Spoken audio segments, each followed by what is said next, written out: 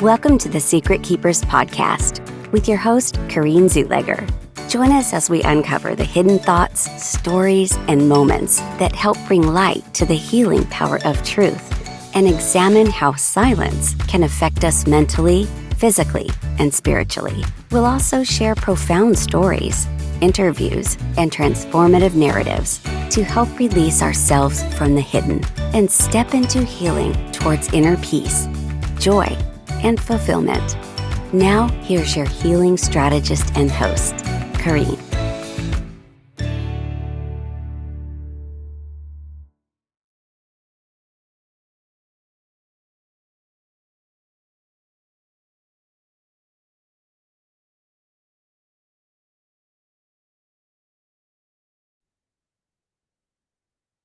Welcome to the Secret Keepers podcast. And I'm super excited today because I have a very special guest. Her name is Abigail Gazda, and she is an amazing, amazing human. And I'm going to let her tell you all about what she does. Hello. Oh boy. You let me run wild here. Hello, thanks for having me. I'm so excited to be here. And I look forward to following sort of the secret keepers part of this. But I am a clarity coach. I'm the CEO of Hearts Unleashed. I'm an author. I'm a lot of things. I'm a publisher.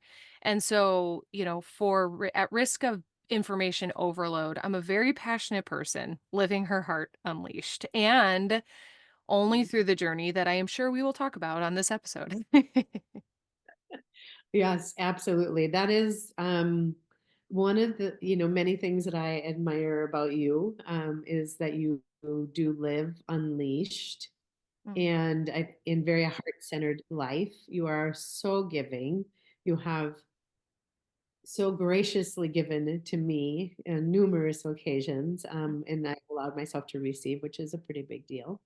yeah. Um, but as we're talking about the secret keepers and how secrets get kept, and then when you bring them to light, we get to heal from those things. Mm, So, you know, tell me, like, how keeping a secret or keeping secrets maybe lineage wise, mm, um how how did that affect you, and how did it show up in your life? mm. I have I have two answers that I'll bounce around on because my original thought as you were asking had to do more adulthood oriented, and then you just dropped the little lineage piece in there. So I was like, oh, that's extra juicy. And so, in terms of lineage, I want to distinguish the difference between secrets and agreements. Okay. Within my lineage, we have agreements of this is how we are, this is how we act, this is what we do, these are our traditions, these are our priorities. And I wholeheartedly I love my family, Yes. and I've broken certain agreements. I've broken certain patterns, or and the most simplest one is moving away from home. I'm from Northwest Indiana, born and raised, and much of my family has lived their entire lives and has no intention to leave. And that is great for them because they deeply love that, and it's just not the most authentic fit for me. So in 2017, I broke that agreement and I moved away. And if anyone follows me, I travel the world. I've been to multiple countries. I've been to every state except for Alaska, still on my list. And so, breaking that agreement really caused one other agreement is I'm 4.5 years sober at this in real time when we're recording this episode. And so just alcohol was just something that is very normalized in like I would say in the Midwest. I'm not blaming my family by much, but and in the Western culture, or actually probably the world, if we're really taking a look at it, right? How alcohol plays a role in how we gather, how we relate, all of that, how we celebrate. And I had broken that agreement as well. And so it caused something because it created a difference now. And to go move sort of segue into that second part of that answer is what felt like a secret was who I felt myself to be. the more agreements I broke, the more I discovered myself, the more agreements I broke. The more agreements I broke, the more I discovered myself. Therefore, one lended to the other. And so, a secret I found myself keeping was my sense of self. And this is a years long journey to this very day. And I think for the most of my life, we will, those who are interested in self expression and expansion, will continue to discover more of who we know ourselves to be and then become challenged to express that because I can tell you personally how, as I've changed and grown, people have directly expressed to me that they miss a former version of me, that they prefer a former version of me, and I am as human as the next person, and that hurts. That hurts my feelings, and therefore, when I was starting out in self-expression, I it was very easy to silence me. It was very easy to feel ridiculed and then therefore hide out or stifle. And so I could tell you even in real time, I'm probably 80 to 90% expressed, but there's also a part of me that struggles with feeling like too much or too loud or abrasive or, and so the secret that I keep is how bright I really am, how loud I can really be, how bright I can shine, and so it's an ever evolving secret breaking process. So relatable, right? I mean, I definitely relate to everything you said, in breaking the agreements, as you said, and being different and showing up different and saying, you know what, this doesn't work for me. Um, and then allowing myself to step out into the like this podcast was a huge piece of that for me to be able to say, you know what, I'm just going to do it. Yeah, And everybody else doesn't have to agree with that, or like stepping on a stage and speaking and sharing my story with complete strangers and having that courage and feeling, geez, I get to do this. And I love that. I love that you're willing to acknowledge that, our families, we get to love them and they get to be who they are mhm, in that space, right? We get to create some boundaries around it and what that looks like, but we get to love them just the way they are. yeah, That works for me anyways. yeah. I Um, was probably 6 to 12 months sober when I heard just this, like, download dropped right on my shoulders. I don't have to love what my people love in order to love my people. oh, that's So, so that was okay. very And healing. write it down because they're going to want to write it down. Yes. I don't have to love what my people love in order to love my people. Now, this Mm, was transformational in hearing it forwards, but then I listened to it backwards. My people don't have to love what I love in order sure. for them to love me. Mm, So I got to, right? I got to stop also outcasting myself or I've never really felt like a black sheep per se, but just, feeling different and that they can love me without being as passionate about what I'm passionate about. So it goes both ways. yeah, that's so beautiful. And I think even relationship wise, right? I mean, I'm thinking about how, this would apply to my marriage, even, right? Hmm. That he gets to show up and be his beautiful soul self. Yeah. And I do too. And we get to continue our journey because, Mm. he and I, we do this finger touching and we make the agreement Yeah.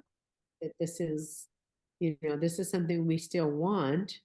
Hmm. It's not always pretty, in that, we're still in the game together. Yeah. And yeah, right. And the same thing with children. So with Oh, my yeah. three kids and saying, like they're on their own journeys. Hmm. I can't swoop in and save them from all of their stuff.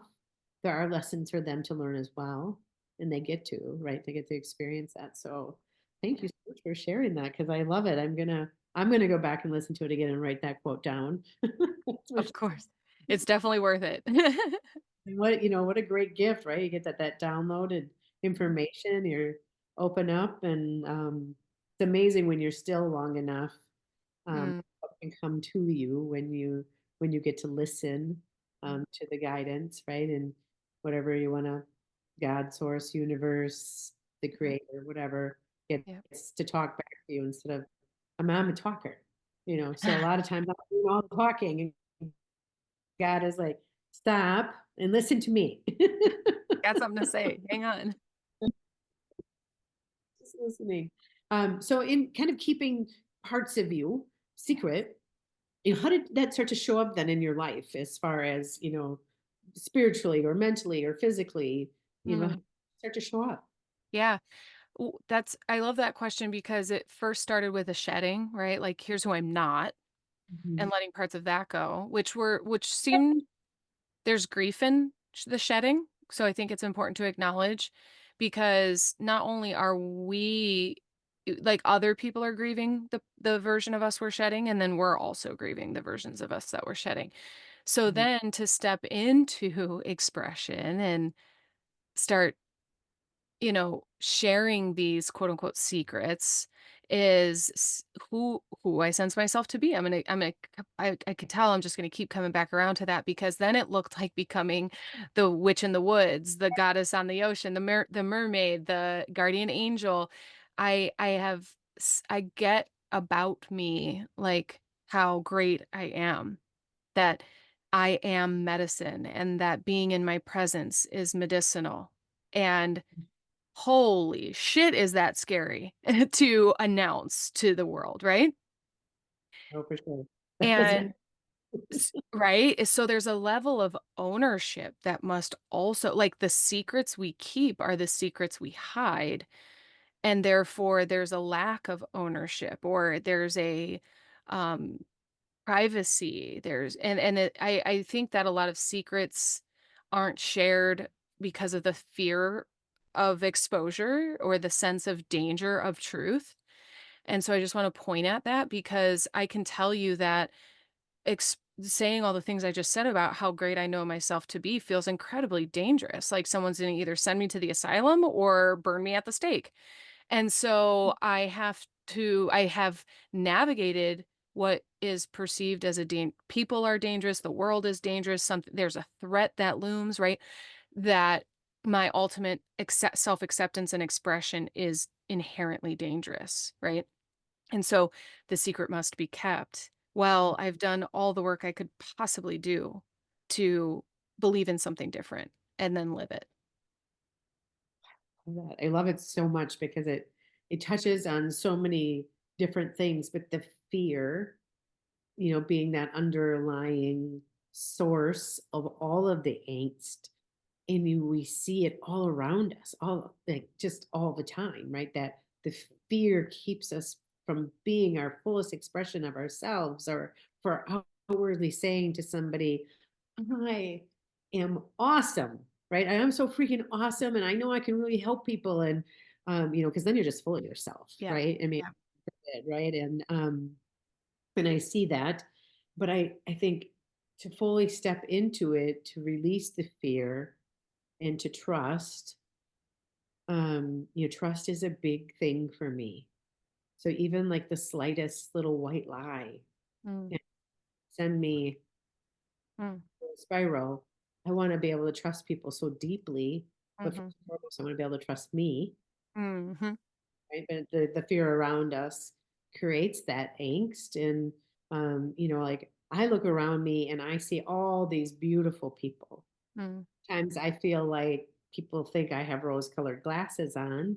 mm, I I choose to see the world and the wonderment of it through mhm, this beauty, but yet there's still that little girl who mm, um, is a little bit afraid that she might shine too bright and that somebody might tell her, you need to stop being so chatty and stop being so shiny. And so I definitely can relate to that. yeah. Um, what did you do, Abigail, to get to this place to where you are right now, to let everybody know? Like, I mean, I know how awesome you are because I'm with you. And so I know, and Yeah, I want all the rest of these people to know yeah. that what she speaks is absolute truth. Uh, Mm. so Thank you, thank you.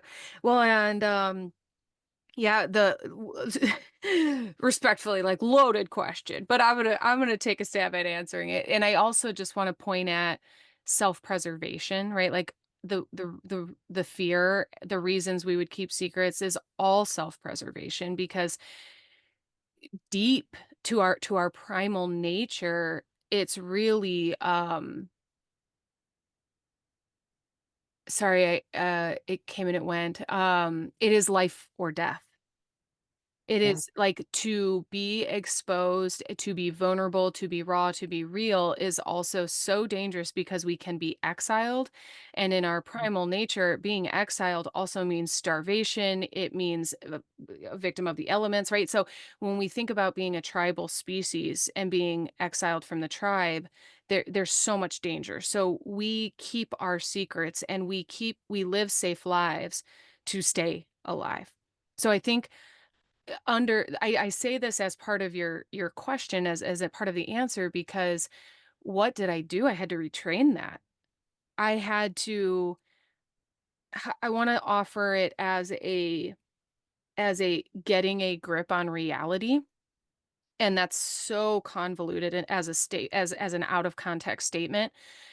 But what I mean by that is if I ground myself into my current reality and I look around, like this is audio, right? There's no visual. So I'm in my van house that I built. I am staring at a computer screen. I'm talking to you. I'm warm. I'm fed. I'm safe. I'm healthy. I'm well. I have the money I need in my bank account. I have the food I need in my fridge. I am okay. I have people who love me. I have clients. I have a business. So I am safe. So the key answer here for those digging is creating safety and Absolutely. understanding that we are safe, because emotional vulnerable expression we might have learned throughout the years is dangerous, whether we learn that in the home or at school or in a relationship or wherever. The establishing safety first now lays a foundation for us to stand on to then explore ourselves. So, what did you do? What did I do? I journaled and I sat in the mirror and I stared at myself and I cried and I cried and I cried. Like there's a lot of healing work. And then there's a lot of self acceptance work. There's a lot of forgiveness work in here. And so I did, quote unquote, the work. And again, so convoluted, so many layers to this answer, but I did the work that would be I wanna distinguish for anybody listening that there is, quote, unquote, "the work," which is generalized, and then there's what work each of us should do or could do, because, I might spend more time with one person healing than another. I might spend more time on self-acceptance with someone than another, so we each have our own degrees of what is necessary. So there isn't a one size fits all. That's, I think, that, I know that. And it's really important to explore for ourselves what we need. And I'm going to just sit here and say, coaches have coaches. I've got a coach. I've got a spiritual mentor. I've got a sponsor. I've got a therapist. And so I am a huge advocate for professional support because I love my family and they are not equipped to help me with this specific type of work that I'm doing. So, family and friends. So, there is a difference between gossiping or venting and processing. And so I am just going to like on loudspeaker talk about the importance of personal support when taking on this type of work we're talking about. Oh, absolutely. Thank you for bringing that to light to have the conversation around. I full agreement with that. Obviously, I mean, given what we do, right? I have a couple coaches, right? And always continuing to evolve myself, but really too like learning to embrace that present moment in the joy in it, and to live knowing, right? Just knowing that all it takes is one step, Yeah. that one step forward, that one step into your fullness, that one step towards trust, because maybe Maybe you're like me and you didn't grow up in a safe home, Mm, so you're always, waiting for the other shoe to drop. It's very conditioned in you. mm, And then finally one day you learn, right? You've done the work, as you mm, said, and you learn that you can be safe, mm, that you can trust the man laying next to you, that you mm. can sleep without one eye open, um, and then that healing, it it just it keeps moving, right? It's so fluid, um, Yeah, and it doesn't just reach you; yeah. it reaches others, right? Mm, Because as I'm healing me, I begin to model what yeah, that looks like for other people. yeah, And you have most certainly done that for so many people, to yeah. show that, um, there are the layers to it. We say it in the coaching world, right? That you're like an onion, and you peel back Mhm. a layer, and there's another layer. Yeah. Um, and really, in that self acceptance, that was a big piece for me. Is can I stop self rejecting?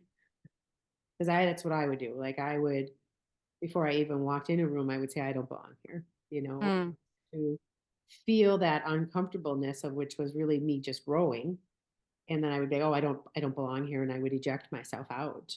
mm, And to that point of really it becoming, um, the ultimate self rejection where I didn't believe I belonged in the world.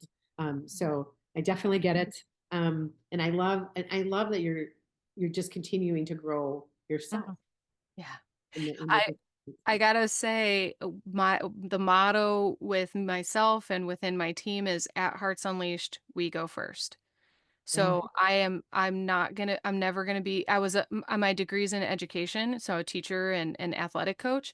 As a gym teacher, I would never tell someone to run the mile if I can't run the mile. I wouldn't tell someone to do 10 push-ups if I couldn't do 10 push-ups. And so you can bet that anything I'm coaching you to do, I've done or would do. And so I think we go first. And I've had the hardest time expressing exactly what coaching is. I'm 8 years in and it's still hard to articulate fully every single time. And so instead I just vowed to live it and breathe it and display it. And so people can choose it or not, and they can decide if I'm a good fit for them or not also.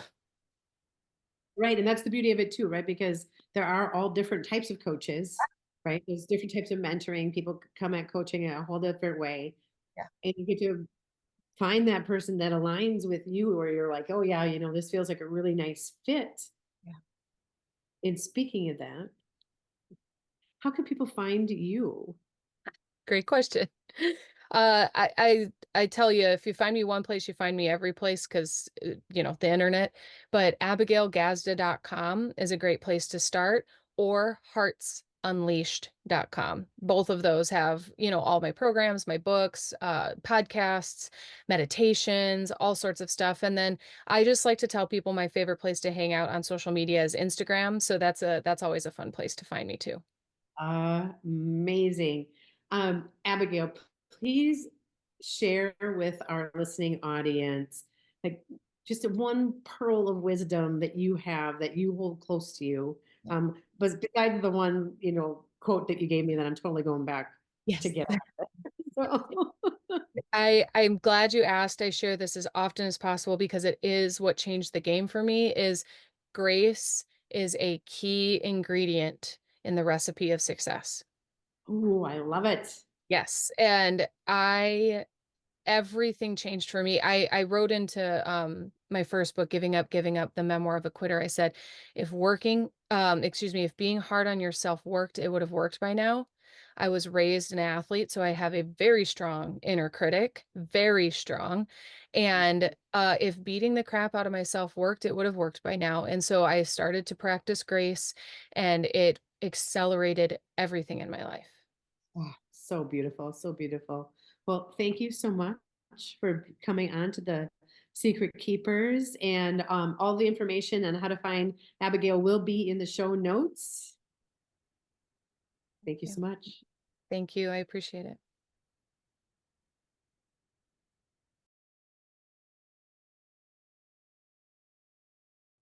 it. Thank you for joining the Secret Keepers podcast. If you found this episode helpful, please give us a like and follow so we can invite you back. And if you just want more, visit CorrineZuleger.com. Remember, you're not alone.